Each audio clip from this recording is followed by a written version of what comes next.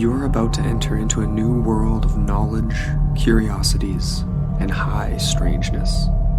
This is a podcast of Straight Up Strange Productions.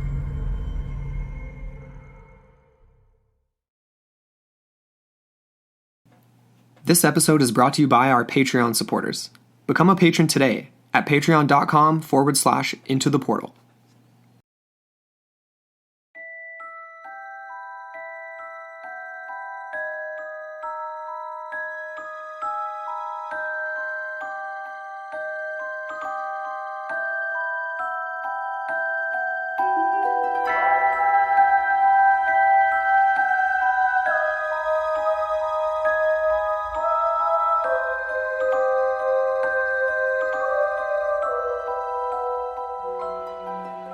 Hello, and welcome back into the portal. I'm Amber Ray. And I'm Andrew McKay.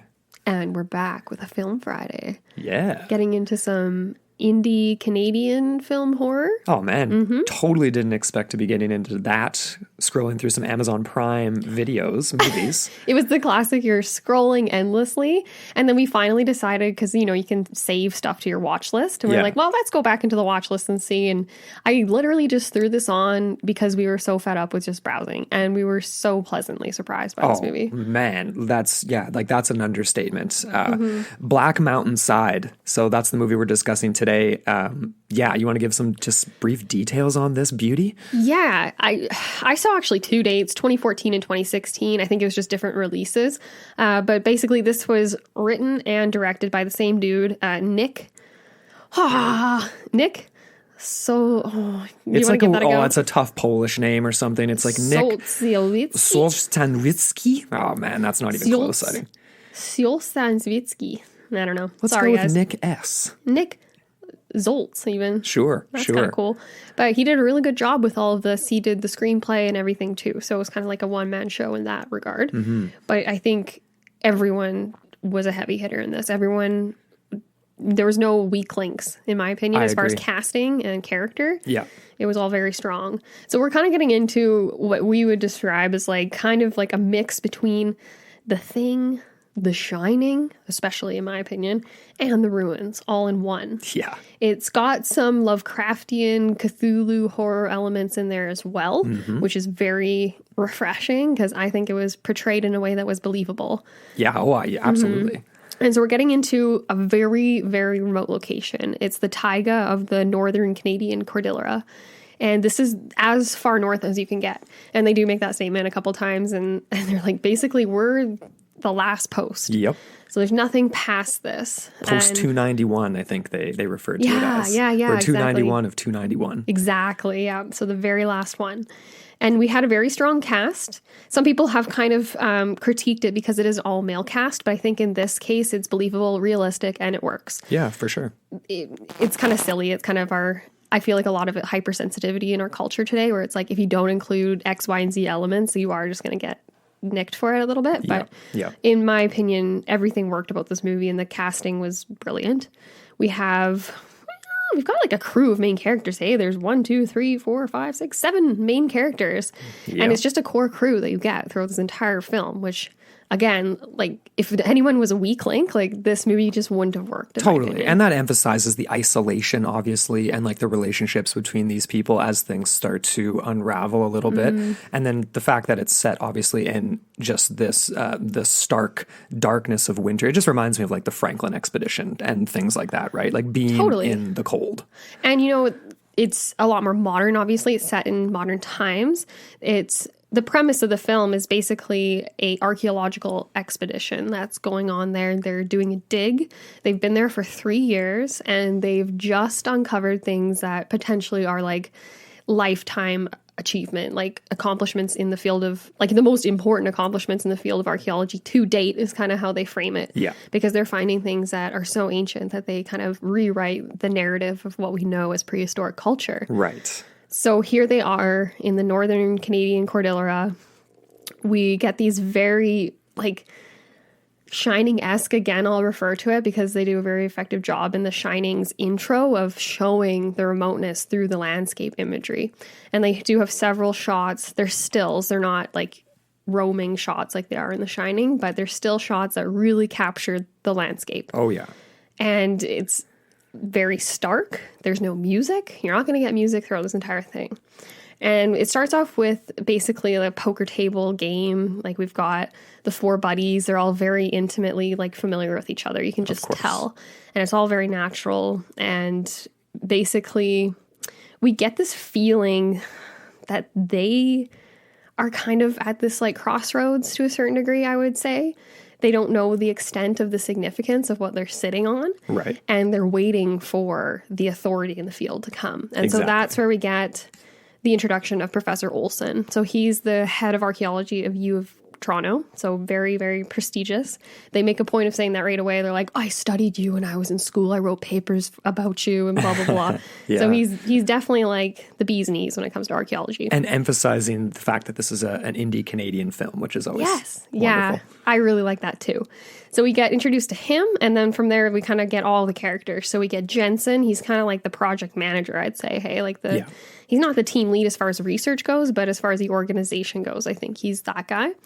And then we get Francis Monroe, who's actually the project director. He's a Swedish guy, and he's in head of like the research side of things. And then, of course, we get Drew McNaughton. He's the equipment technician. So he's got more of a blue collar leaning, I'd say. Mm-hmm. And he's pretty significant in this film, his character. And then as well, we have the field supervisor. That's Robert Michael Giles. So he's the one in charge of sort of coordinating with their workers, because they've got a crew of Indigenous people that have come up from the reservation from down south to assist them with the excavation. Which is the most northern actual permanent establishment in the area, and they make that reference, like the reservation they're coming from, which is so far north, and then they're that much further, 100 miles, I think they said. Yeah, exactly, at least 100 miles. And then the last person we're introduced to is Stephen Wells, and he's a corporate intern from Calgary, and he's kind of there as Monroe's assistant. And, poor Wells. Should have chosen a different internship, I think. Yeah, things don't really turn out so well for Wells. But this is like bread and butter into the portal in so many ways, this movie, obviously, because Olson comes in and he's immediately presented with these findings from, from Francis Monroe. Yeah. And they've essentially found Clovis pottery and implements that are dating that should date to around like 14,000 BP, and this is supposed to be originated in Mesoamerica, not existing necessarily in the farthest reaches of the northern Canadian Arctic. Mm-hmm. So this is extremely bizarre. Plus, they're finding it at dates that shouldn't really match up. Exactly. So like I think they kind of make the reference to 11,000 years as kind of the known ending point or earliest point of this Clovis culture. Right. So just to so to define that, Clovis culture is essentially just a prehistoric Paleo-American culture. And there's different finds of this across North America, stone implements, pottery, and different things that are very distinctive of this quote-unquote Clovis culture, chipped from jasper, obsidian, and different tools and different things like this.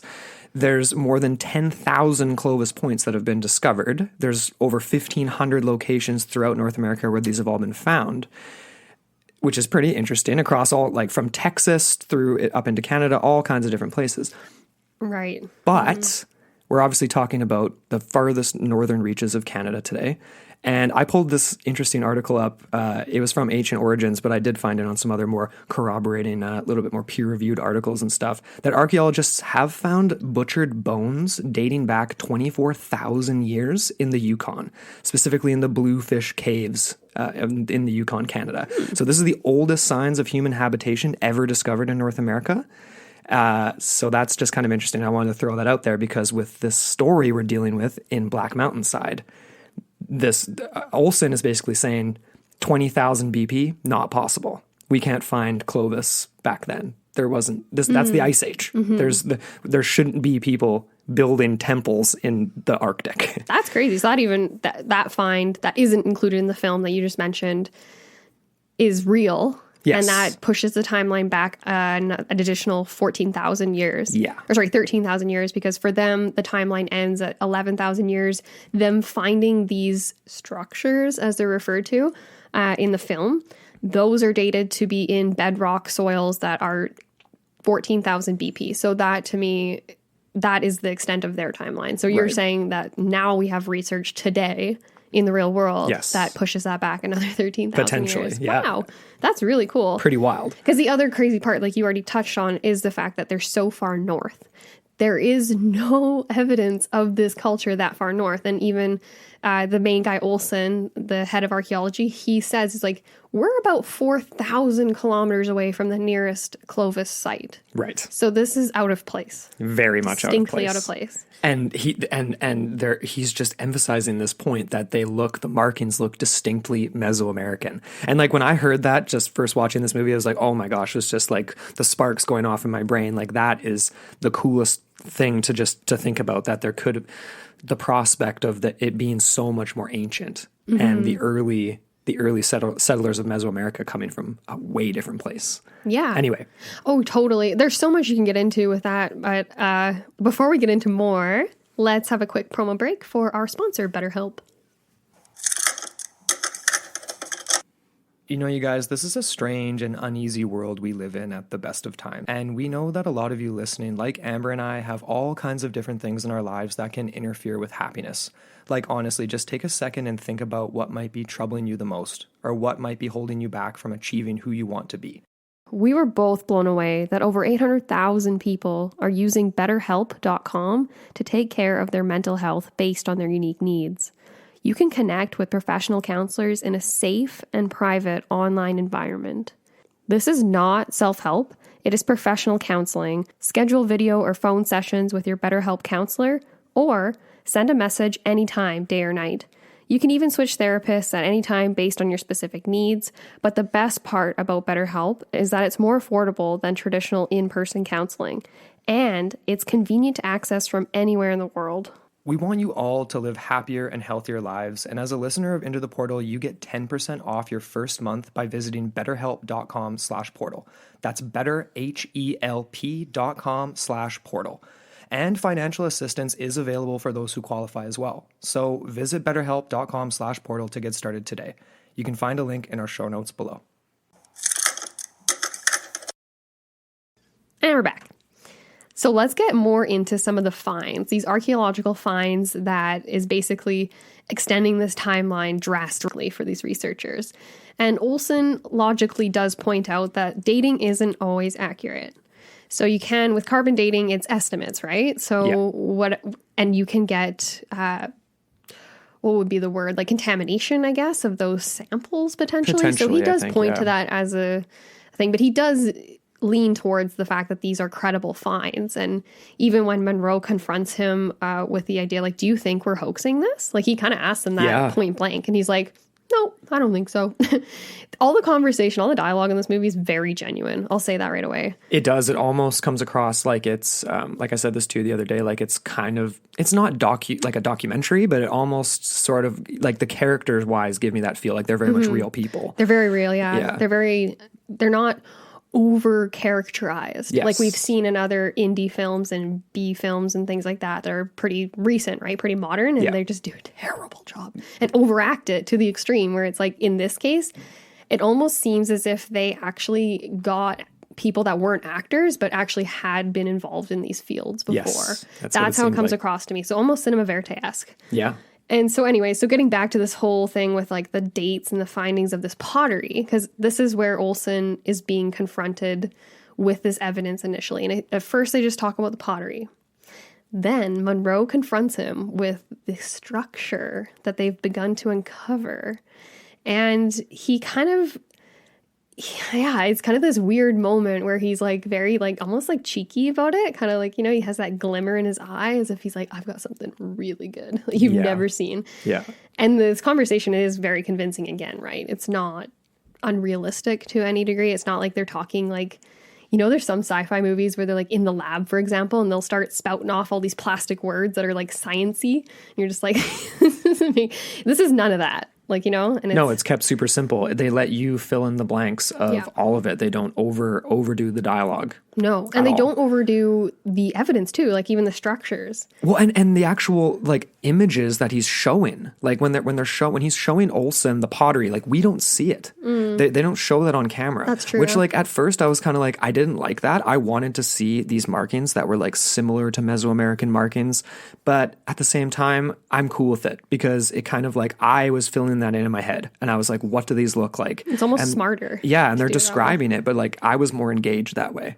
Yeah, and then it does kind of leave out moments of critique potentially, where you could be like, you could look at that and be like, that doesn't look anything like Clovis anything, blah, blah, blah. And like then it would almost like take away from the movie. So they did a very good job of putting what they needed to put in there and just that. I agree. Yeah, for sure. So when they go and actually examine the structure as it is emerging from the soil, we kind of get the first glimpse of the indigenous workers too. And Olsen kind of asks about them, like where they come from and do they speak English?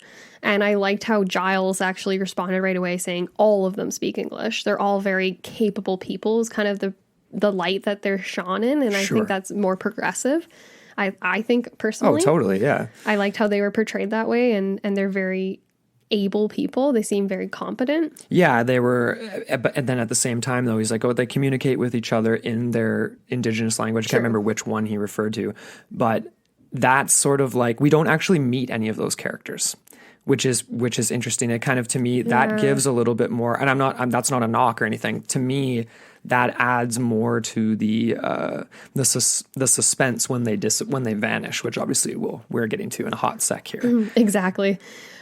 But before all of that, there's so much more that kind of just, I don't know, we can kind of touch on, I guess, too.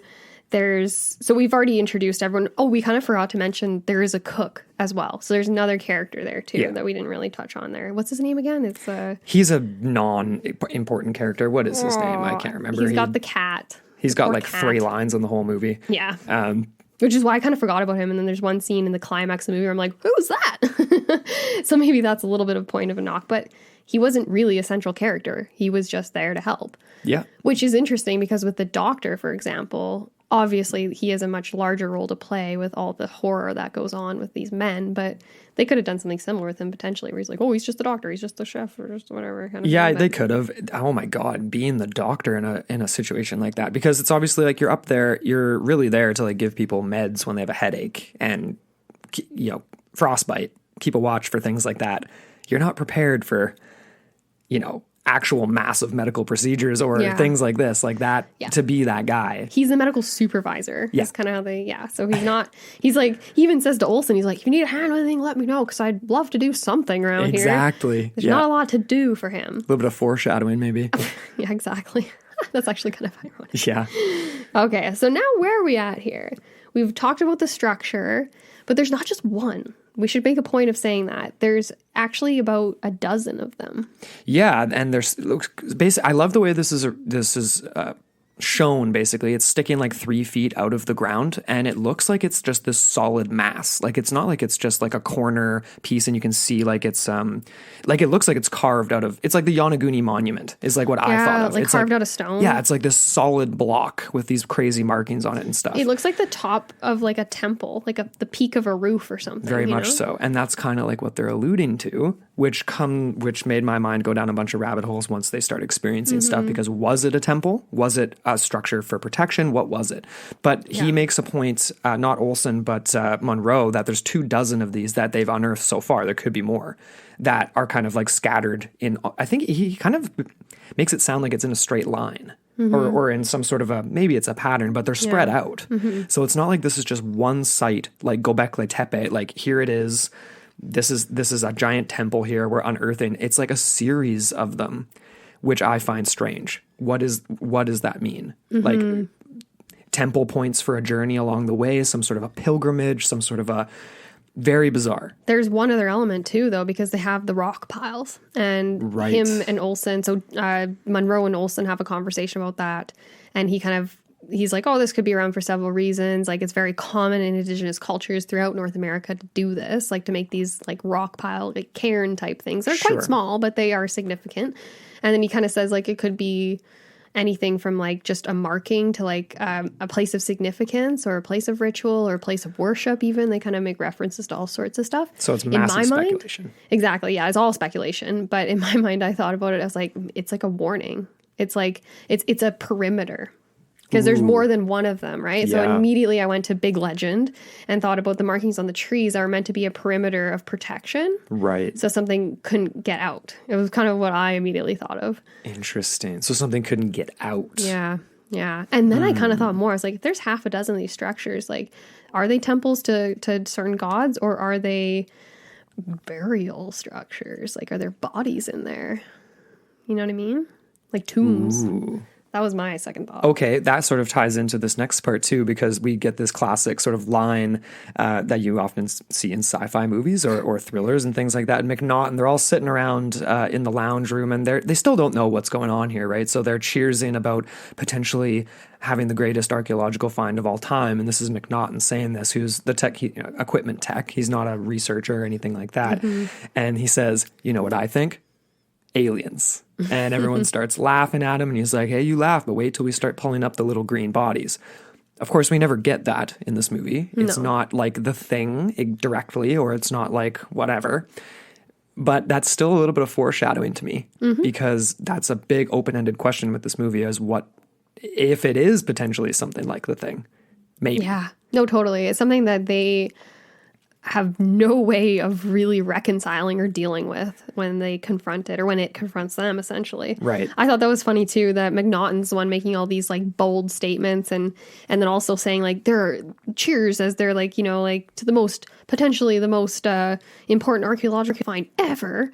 And it's like coming from a blue collar, like non-scientific person, like of course you're the one saying that. Like no one else is really going to come out and say that. I don't think. I mean, they're definitely alluding to that. I mean, you know, they are, but like I feel like scientists generally don't want to like proclaim something until it's like really. I mean, they're all cheersing to it though. They right? are. They all want to hear it, but they're not going to be the ones to say it. It's McNaughton that says it, which I think is revealing. And then Giles, he's quick to point out that McNaughton's going to go down as the one who sat on his ass the entire time while this was happening, which is kind of funny too.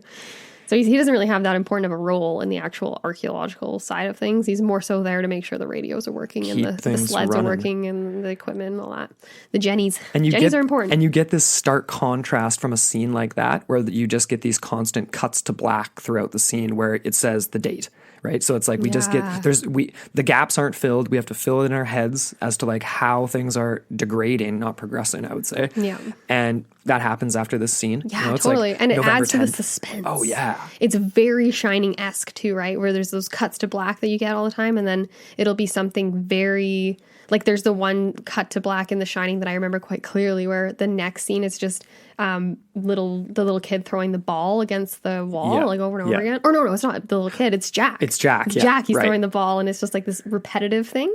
You get a lot of those same elements in this movie. You get it when Giles is chopping the wood, and he's like, ah! Every time he goes to chop a piece, and then you get this gradual build up with Jensen as he walks past, and you just hear this like ominous like building of tension that's like not strings, but it's like this ambient sort of tone that comes down. So good. Very Shining-esque too, right? Where it's just this build. You hear the guy screaming still in the background, but it's slowly getting echoey and fadey and all that kind of stuff. Yeah. And then all of a sudden it just cuts to nothing. Like it's just like not black, but it cuts to the next scene where he just walks into the kitchen where he finds a very bloody scene. But we'll get to that in a second. We'll get to that in a sec. The first thing that really is weird is the cat, right?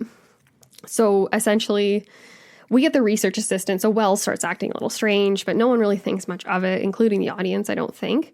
It's only when they find the mutilated cat that people are like kind of hairs up on the back of the neck kind of thing. Yeah. So the cat is essentially found destroyed on top of the structure. It looks like it was sacrificed in some bloody way. It looks like it was burned. It looks terrible. And one of the indigenous workers comes forward claiming to see what had happened. And he says that he saw McNaughton. Right. And he's very plain about it. It's not as if they would have any hard knocks with McNaughton. They're just there. No. So I love this. And you called this a really almost like docudrama-esque scene because it's almost cinema verite where it seems so real. It seems like we're watching a documentary, not an actual movie. Yeah. He's sitting in the office and he's radioing, on the radio with McNaughton, right? Exactly. So Jensen, the lead of the team, he just radios him. He's like, McNaughton, did you kill the cat? And then McNaughton's just like, nah, wasn't me. No worries, buddy. I believe in you. You'll figure it out. It's kind of the line. And it was just like, and the cook Raymond who owned the cat is sitting right there. So he kind of shakes his head too. And he's like, okay, well, I guess it's a mystery. Well, none of it makes any sense. And Jensen makes that line. He's like, none of this doesn't make any sense. No. Why? Yeah. Why would he do that? Why would McNaughton tech do anything like that? It makes no sense. I honestly kind of thought it was the indigenous people. What do you think? Do you think it was McNaughton or do you think it was the indigenous? Yeah, I do. Yeah. I think it was. And I think it was like he had blacked out or something. Like he doesn't remember doing it. And and that's the reason why we get this next. To me, this is so creepy. Well, I mean, it's okay. Can I just make a counterpoint though? Like, sure. Well, just the idea that if it's McNaughton that's affected heavily first, I'm having troubles with that because he isn't around the archaeological find as much as the others, like Giles and like the indigenous workers. Oh, but absolutely he is. But he's in there manhandling a Clovis piece when he's talking to them, talking about how far north they are. Oh, he's touching the pieces, like he's in it. True. He's around them. Plus, it's such an isolated place. It's like if other people had been in contact. I mean, hey, everybody, we're in COVID-19 right now. Everyone knows everything about this. It's like you don't have to go. That's true. Right? You don't have to go very far. It's like and it's affecting them all differently. Same but different. Exactly. Okay. And he is the second one to go. True. It's like Wells is the first. Yeah, Wells is the first.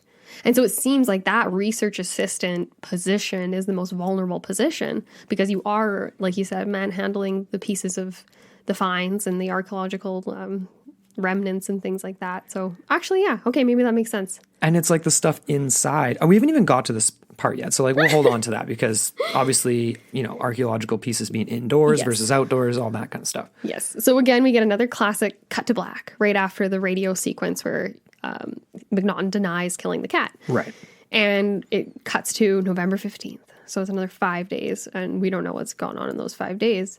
All we know is there's kind of a huge development. So 3 out of 5 workers have vanished. Yeah. Giles, who's kind of in charge of them, he basically says that he's found tracks leading away. He thought it was going towards the reserve. He wasn't sure. And basically they're going to make a 90-mile trek to the reserve. At least that's what they think. Yeah, at first. So yeah, why would they leave in the middle of the night? They're basically dooming themselves to death. Like they make a point of saying that right off the bat. Like we've got a 5-ish hour workday because that's all the sun we have. And we can't work past that because we'll freeze.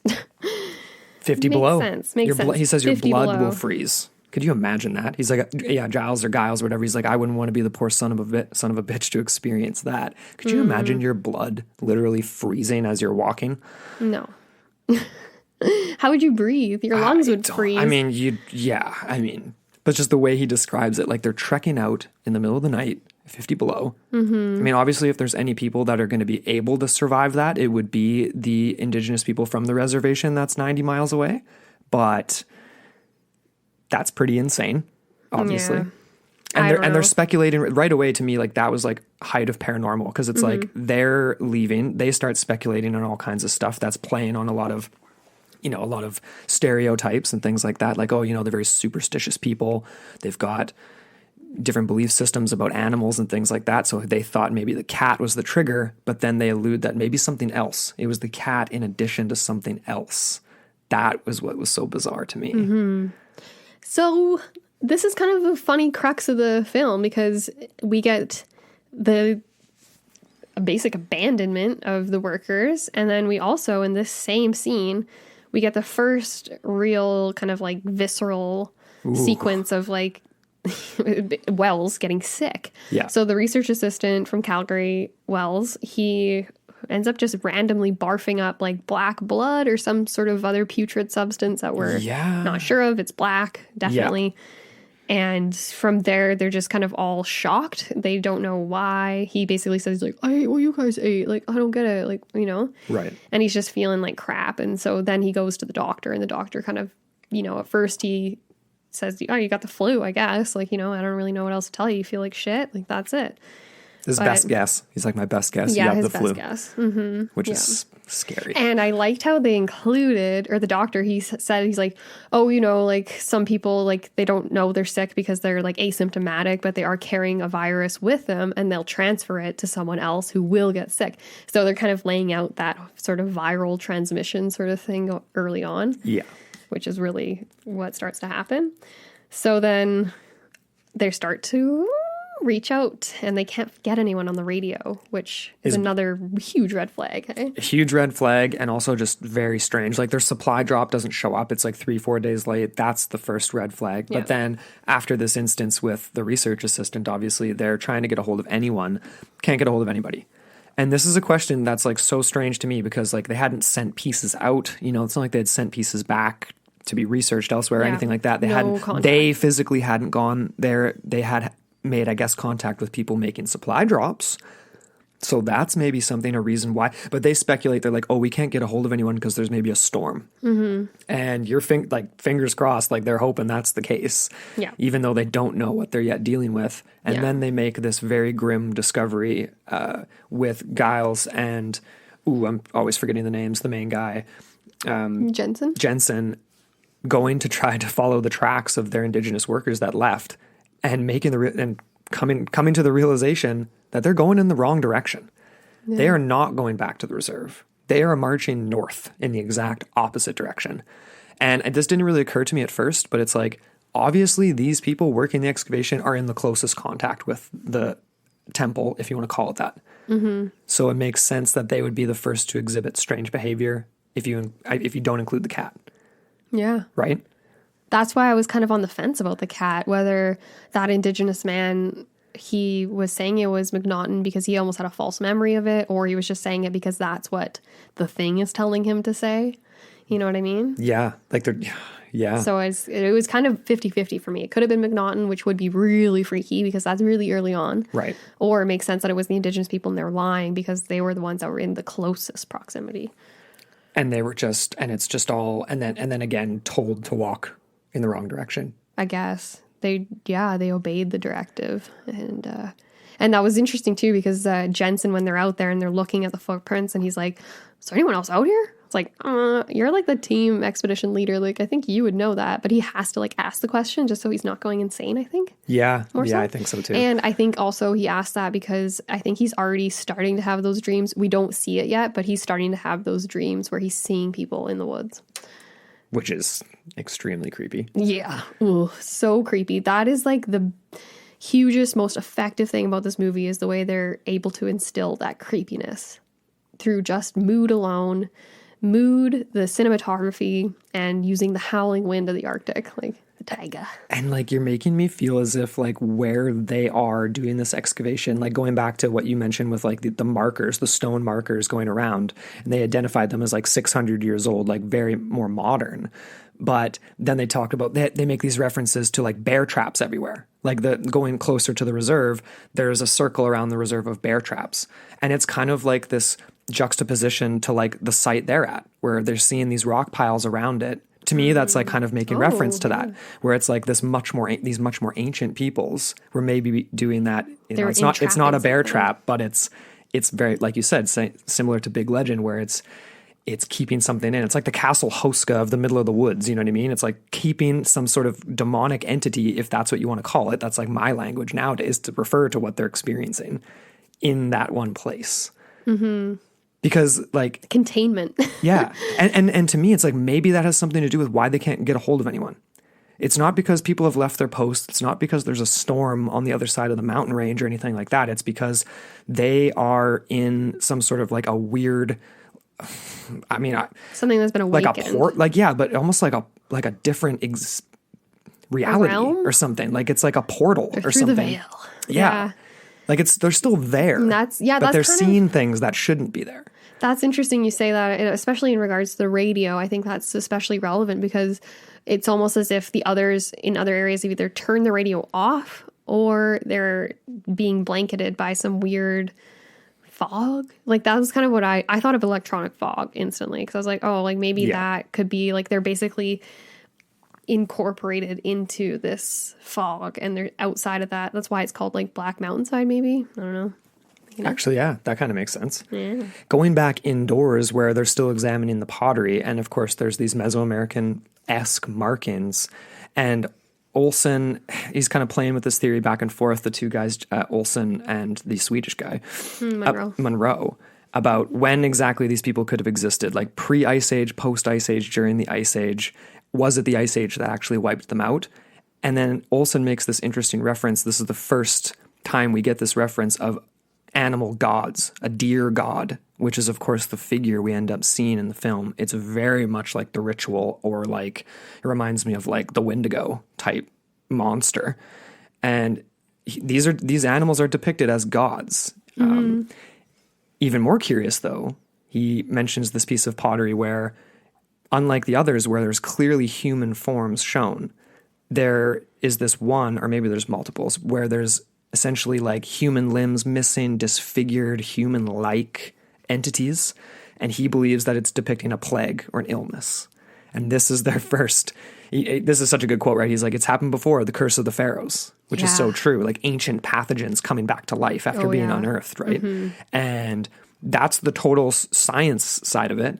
And then you're getting all these weird experiences and it's blending with the paranormal. But that is kind of what he proposes. And that's the first time we're like, oh shit, what have they dug up here? Yeah. Yeah, and it's funny too, going back to the finds and the pottery, the evidence that they've collected so far kind of suggests that these people have been there for a couple hundred years. And it's the earliest piece, or sorry, not the earliest, it's the youngest of the pieces, so the most recent of the pieces that depicts these disfigured people and things like that. So it's kind of like the ending of their time. And they kind of make these sort of like suggestions, like, was it the cold that killed them? Was it the cold that was protecting them? Right. And they kind of come to that conclusion later on. One thing I do want to mention too, quite just briefly here, going back to those stone piles, those stone piles actually weren't dated to be in that same range. No. They were dated to be only about 500 to 600 years old, which means that perhaps the indigenous people have more knowledge. And I don't know, like maybe this has happened before, like even I'm thinking that would place it roughly just before like colonization and things like that. And, right. And the arrival of Columbus and all those things. But maybe that's the reason why their workers marched north too. Because maybe that was like a part of like legend and lore, oral tradition, and they realized that it was true. And so like to prevent it from spreading, they were like, it's like out on the ice floe, like actually walking north, keep it as far away as possible. That makes so much sense. I never even thought of that. Maybe that was it. That makes, that really buttons that up for me. Because I was like, are they just committing suicide? Or are they just at the beck and call of the voice and the creature and that type of thing? I mean, that makes sense too. Let's get to that. Yeah, sorry. We keep alluding to that. And because we get these, it is a creature. It's like a deer god. It's actually a puppet, which is really cool because they do a good job. It kind of reminds me of Donnie Darko. Oh, yeah, definitely. But you get the voice is by this Nathaniel dude who's like, he's so deep, and he's like, do you see? And he approaches each individual member of the expedition separately, and they all begin to see him, even though he is imaginary. He is in their heads because is he? Yeah, because there's scenes where Monroe, after he goes insane, which we'll get to in a second here, but he loses his mind essentially, and he is seeing the thing behind Jensen, right. And Jensen can't see it. No, he can't see it the way that Monroe Monroe's seen it, but that doesn't mean it's not there. And Monroe, it's like affecting him to a large degree, more so than the others, I think, because he says he's watching him all the time. He can't make a single move without this thing watching him. So he was inducted earlier than I think the audience is made aware of in the film. Yeah, for sure. Inducted. This is funny. It's almost like they're being, inducted into a cult where they're basically... It's like a death cult. Yeah, they're basically being led by this weird... entity. Ancient demigod thing. Like, I don't even know. It's very much like The Ritual, people. Go back and listen to that film Friday if you haven't watched that movie. Yes. It's very similar. So it really ties into the animal imagery that we see depicted in the pottery. Or sorry, we don't see it, but the people reference it in the movie. And it kind of ties up that loose end. So Olson ends up hearing it too. And he doesn't actually, it's disembodied to him at first. Olson was an interesting one because he hung on the longest. So he's the head archaeologist from U of T. Yeah. And the only time he really loses it is when he starts to hallucinate that Wells is talking to him after he's... Is it Wells or McNaughton? I think it was McNaughton who had blown his head off. Oh, sorry, it was McNaughton, And then he just gurney. ends up smashing his like head like a freaking watermelon. Just like... Yeah. And the doctor comes back in staring at him. He's just like, it was so real. And of course, the doctor just thinks he's hallucinating. He's sort of the only one who seems to have not exhibited any symptoms at this point, the doc. Let's talk about that then. Let's talk about the degradation of the team, because we haven't really touched on that. Yeah. The first thing we get is Wells, and we did mention how he vomited up that black bile like stuff. Yes. And so after that happens, we get another really disturbing scene where they have to cut off his arm because there's something in his arm. It's like bubbling up it's and it's bubbling. all weird. Is it cephalopod-like? I don't know, but it's this dark, weird thing. And so they end up doing like an emergency amputation. And then from there, we get McNaughton losing his mind, and he ends up cutting off his own hand. And that was the disturbing scene that I was alluding to earlier, where I was like, when they're using that ambiance, that effect, yes. and Jensen's walking up to the kitchen cabin, like where they all eat their meals and everything. And he walks in the front door and he's all like, whatever. And McNaughton's sitting at the table, totally whatever. And he just happens to look over and he's just cut off his own hand. And he's just sitting there like so intense. Like he looks so angry. Hey, like he's totally lost it. And he's just sitting there with the knife still in his hand.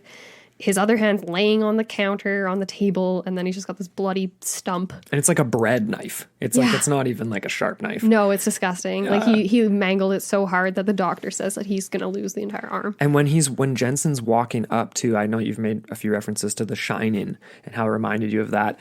They do such a good job. I love the camera work in Black Mountain Side for this sort of like, they do this sort of half circle, half moon panning when they're behind someone moving. Mm-hmm. And then they also do the full 360 degree, like around the poker table at the beginning or around the amputation scene. And it's just like, it just adds so much dramatic effect to it. It's like you're a fly on the wall. Oh, it's like you're part of them. Yeah. You're flying around with them, trying to pin them down. That's how you feel. You're right in the action. Exactly. It's always really moving. Effective. It's always moving. Yes. Right? Like that's what I like about that. Yes. Another thing, that's funny. You say The Shining again, and like all of the scenes that you see in The Shining from behind when they're walking down halls or they're walking through the snow and all that kind of thing, that's very closely resembled in this film. And they do a really good job of that. And the wide angle, I think you mentioned it earlier, but that wide angle right after the amputation scene, you got Giles out there sitting on the deck, the front porch of the cabin. The medical cabin, yeah. And it's this panned out, you can't see his face. He's just sitting there as a small figure right in the dead center of the screen. Breathing really heavy, lights a cigarette, takes his hat off all dramatically. And it's about I don't know how long it is. It's got to be about 20 seconds. It feels like it's a really long time. And it's just that. It's just a still wide angle shot of the cabin and him sitting there. And it's just so dramatic. Having a smoke. Like smoking is the only thing that basically... Oh, what am I trying to say? It's like the trope that keeps their sanity with them. Yeah. You know what I mean? Like when you see them doing that, that's like in their most like clear moments, I think. Just chain smoking to stay sane. Exactly. Yeah, 100%. And I was actually not clear if that... Because you get the cut to black in the November 26th or something like that, I think it is, the date. And it's daylight. I don't think that's right after the amputation. I think that's like 10 or 6 days later. And he's just doing that because like that's they're all losing it at this point. Like, gotcha. Everyone. Okay, so we've gone to the amputation scene, and then we've gotten to the scene with McNaughton, and then essentially McNaughton ends his own life. He blows his head off, and they find him. And I actually thought it was Giles for a second there because Giles has the gun, and he was like. He's the only one with a gun. It's a shotgun. There is another gun we find out later, right? Is there? Yeah, because Jensen ends up shooting him. Jensen has a gun too, right? Mm-hmm. Yes. There's a bit of a shootout. There's a bit of a shootout. Mm-hmm. Let's talk cephalopods really quick here, though. Because that, to me, like some people would probably use that as a knock on this movie because it wasn't necessarily fully developed and it just kind of leaves it for the viewer.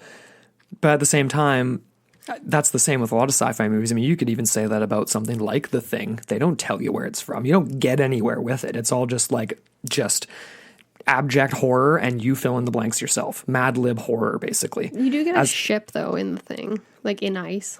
But it's alluded to like it was being transported by who, where, why, when. I mean, there's just so many other questions to that, right? cephalopod is a word that comes up in this film. Yep. Not expecting that at all. So the doctor does these autopsies and finds these, cells, the cellular formation that are cephalopod cells. And he refers to it as a bacteria that's like taking over. So he's not really sure what exactly he's working with, but they're standing there in the middle of the Arctic and they're all looking at each other and being like, you're telling me Wells is turning into an octopus? And he's like, not exactly, more like thousands of tiny octopus. Like, oh my goodness. And he's like, what? And right then and there, I'm like going back to the McNaughton line about the aliens. Holy shit, maybe he was right. Maybe this is some sort of a 20,000 BP ancient civilization that happened to be doing half decent in the Arctic somehow. And they end up encountering something that either is or isn't from this planet, but definitely not something they had seen before. Is that alien? I mean, I don't know. I mean, cephalopod sounds so alien. Yeah, or is it just prehistoric? Because like we get real life examples of that, even the Mosquita jungle, right? With in Honduras with the city of the lost monkey god, right? Like that was a bacteria infection. Like, very true. Leishmaniasis. Leishmaniasis. So this is different though, because it's very sci-fi-esque, very Cthulhu-esque too. This whole insertion of the cephalopod. I don't get it too. You had a good point, Andrew, when we were talking off air about how it's like, okay, so you get a deer god element. Right. Where does the deer? Where does that fit in? I know. And so like we kind of were saying like, okay, in my mind, the whole deer, the elk, whatever you want to call it, that god obviously was a creature that would have been in and around that area for like slightly more like maybe the Clovis culture 14,000 type range. The whole cephalopod cells and that type of entity being there would have had to have been when it was like an ocean, right? Like it was like leftover remnants from something even more ancient. Like we're talking 65 million plus years ago that ends up messing with a human population 20,000 BCE. Like if it's terrestrial, if it's of this earth. If it's terrestrial, there are a lot of elements that make you think it's extraterrestrial because it behaves in ways that we don't normally see, like as far as replication goes, as far as transmorphing the cells of something else, very virus-like, you know? But then we also kind of were bouncing back this idea too with this demigod, this elk-like figure that's very much like out of the ritual, like this sort of ancient being of some kind. And then we have the bacteria on the flip side. It almost kind of sounds a little bit like the thing where it's almost like maybe there's some sort of a collective consciousness going on right now with this entity, I'm air quoting here, that is affecting each individual in this group, yet it is one thing. It is one ancient entity because everyone is seeing this same thing. Yeah, They're very similar. It's not as if it's like you're on a mushroom trip and everyone's having a different trip. Everyone's having the same trip, and it's more so the visuals are very consistent. I was kind of going back and forth and thinking like, oh yeah, like perhaps the bacteria is producing an illusion or delusions, like, you know, they're hallucinating essentially, but they're all having the same hallucination. And the message is very clear, and it's very much like stylized to the character too. It's like either provoking them or like making them hear things that they don't want to hear, like especially in the case of Olsen, right? Very true. Especially at the very end there when he's having his old confrontation at the very climax of the film. I love that scene. We mentioned it a minute ago with him and Jensen, and he's like, he's always watching me. Don't leave me. He's like, oh, not Olsen. That's Monroe. Or sorry, Monroe. And he's like, what are you doing? What are you doing? What's he doing now? Jensen says, and he's like, he's watching you. He's touching you. And like that was just so. Oh, I love that. So dark. That was his version of it. Jensen had his own entire version of it, very similar, but he was having these dreams, but they weren't actual dreams. I'm pretty sure he was physically out in the snow, looking into the tree line, seeing multiple individuals, hearing almost like echoes of the past of people suffering. It was like kind of like screaming and yelling and all that weird stuff. And then basically he later on sees the image of the deer demigod thing too. But he kind of has his own version, right, where they're all looking at him. It's slightly different. It is slightly different. But him hearing those screams, and they're very faint, right? Like very faint. But to me, it was like, oh, like, have they stumbled upon, like, is that like trapped remnants of what had happened to these people before? Like you're literally hearing the screams of those souls that are still trapped within this circle that's demarcated by these rock piles and ancient structures that are buried. And now you are within that realm as well. Yeah, no, right? totally. Like that's what I'm thinking. It's like they found a portal to hell. And I think it was a very weird personalized message for him too, right? It's like, you see me good, like, you know. And what else did he say to him? Where it was it was like, we are watching you, and like you see us now, right? And like as if he's made that connection, he's crossed that threshold, and makes this comment that he's a god. Like I'm saying this entity is a god. Yeah. He says that to it's a he voice. He voice, and it says that to Olsen with the voice on the gurney too. It's like, you know, like basically calling the human race just insignificant parasites or whatever, right? Mm-hmm. Yeah, that was the weird part about that too. It was very personalized to Olsen. So it's like, would a bacteria? Oh man, I don't know. Yeah, like would a pathogen make everyone see that very similarly? Like it's just this virus that makes you do that, think that? It's so bizarre. It's one element. It's not all of it though too, because like there's other elements of literally just like sleep deprivation that is causing them to kind of lose their shit, and also the element of distrust, because there's a huge breakdown in the group overall. Like basically it's every man for himself by the end of it, and Giles in particular becomes quite paranoid. He ends up, of course, let's get to that. So essentially after much kind of like back and forth between him and Jensen, he basically thinks Jensen's out to abandon them. He kind of forms his own plan because he's been the watch over Monroe since Monroe. Oh, we never even touched on that. Monroe went and finished off Wells. So he ended up under the directive of the demigod Deer. He goes and basically hacks him apart. Yep. We don't get the full gore of it, but he alludes to it in his like rant of a conversation where he's like, he made me do it. And he's like starting to really lose his shit. And like he basically says, I tried to shut him up. He asked me to kill him, and I slit his throat, and he still wouldn't stop talking. So I cut off his head, and he still wouldn't stop. And it's like, in my head, I was thinking, I thought originally he was talking about Wells talking to him, which he definitely could have been. But I also kind of more so the second time around watching it, I was like, he repeatedly says he, but I think he's referring to the deer thing. Right. And he says that he made me do it. He made me do it. Yeah. And from there, he kind of just, he's imprisoned, and Giles is in charge of watching him. And so Giles isn't sleeping. He's not eating. He's not sleeping. And so he ends up going on a rampage. Rampages it, basically kills everyone, and then gets shot himself by Jensen. Jensen and Olsen are the only two survivors. Yep. He kills the cook. He kills the doctor. He kills Monroe. And that was all that's left at that point. That was everyone left. Yeah. And then it's just Jensen and Olsen left. I loved the ending of this movie. Mm-hmm. You basically have Jensen with a gunshot wound from Giles. We've been referring to both throughout this movie. I can't even remember exactly what it was. I think it's Giles. And he's not going to make it, clearly. And he tells Olsen where the path is to the reservation. Olsen probably, you can see it in his eyes, like he doesn't stand much of a chance either. But he's going to make the go of it. Jensen decides to grab a bunch of dynamite to blow up at least one of the structures that's partially buried in this sort of vague attempt to stop what's happening, but that's clearly not going to work. Mm-hmm. But I really did enjoy, I'm so morbid, I really did like the ending of just Olsen getting caught in the bear trap. Yeah. And it's just a cut to credits. Mm-hmm. There's no calling for help. He's just kind of he's screaming for a minute, and then it's just we just assume you're left to fill it in again. Mm-hmm. And I love that. That's the most effective part of all this in this movie. And to me, it's almost like it's got this air of like a Dyatlov Pass-esque vibe to it, right? Because it's like the people that go up and come across this scene. What the hell happened to these people? Oh my God! Right? Like what the hell happened? Yeah.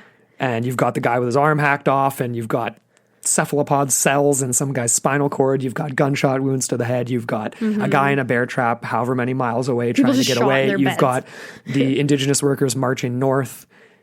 Absolutely bizarre. So it's ripe for a sequel, I'd say. I would say so. Mm-hmm. Well. Or a prequel, maybe. Oh, yeah, maybe a prequel. Yeah. Yeah. Well, we want to know what you guys think. Sequel, prequel?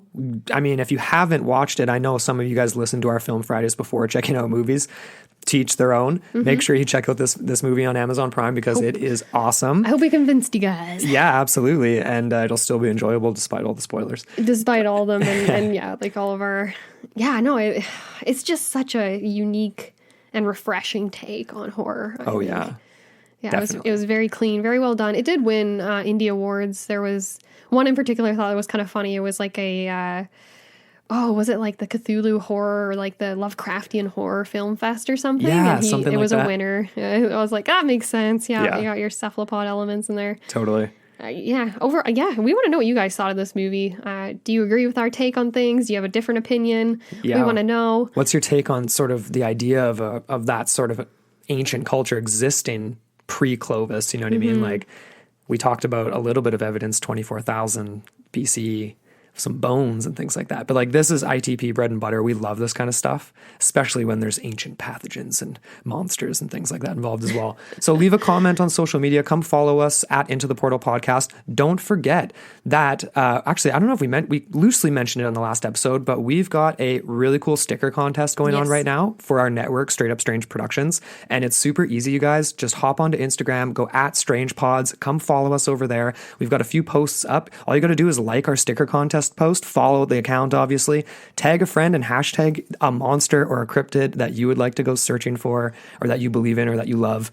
Super easy contest. And then you get entered for a sticker pack. It's 7 original designs. And they're all pretty sweet. UFOs, we got the Sasquatch forest creature, we got cool stuff. Exactly. And then on top of it, we've had other network shows hop on the bandwagon, and they're going to throw in more swags. There's going to be lots of fun stuff to go around. So just get your name in the hat there. And absolutely, we've had a few entries already. There's room for a lot more of you. So come on, let's do it. So that's at Strange Pods, PODS on Instagram. So come hit us up. And as always, thank you so much for listening. Until next time on Into the Portal, your gateway to the bizarre.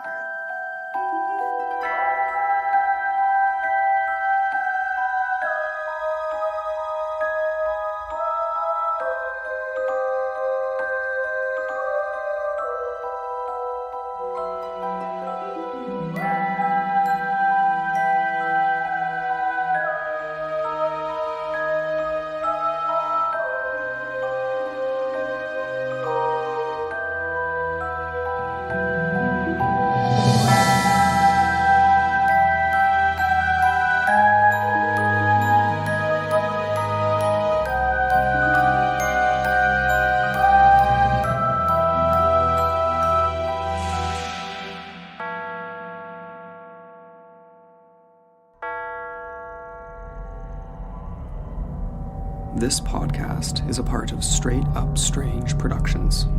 Discover more shows like this one at straightupstrange.com.